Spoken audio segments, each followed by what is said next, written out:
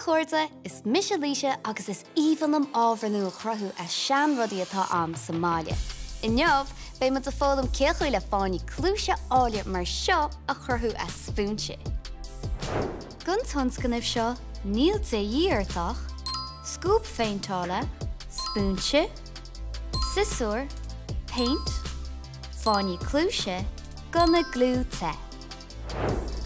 Dús fá spúnse beag mar seo agus gear crochas. Tá ma denna mábhacán isce agus mar sin tá ma chun an spúnse a ghearra I le thiorcail. Cur ceistir gan na fásta cabhar thuirtchut leis a géim seo.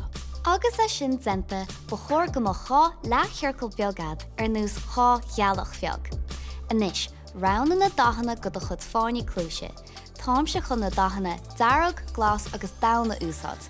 Díadach cosa le mábhacán isce. Tá mé gúsáid an dá darag dús agus a fágáil spás chun an imlíne a rathú leis an dá glas.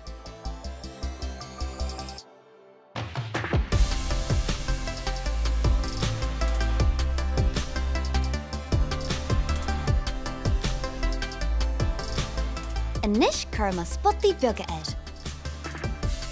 Cacham fannacht arú seo le trimú ach, seod péide a rinne me níos luithe. Cean grámod na fáinní clúise leis na spúnse seo níos ag gúsáid an guna glú te. Den cínta cúna álach ina fásta gon chiim seo. Den cínta go na fáinní clúise tirim sulla gur an tú seacha de chud clúsa iad. Tá péide eile am anis le cur le mo chud festis. Mar sin na chuirde, tá fáinní clúise nua ála ad gur féidir leat catha in átarbe.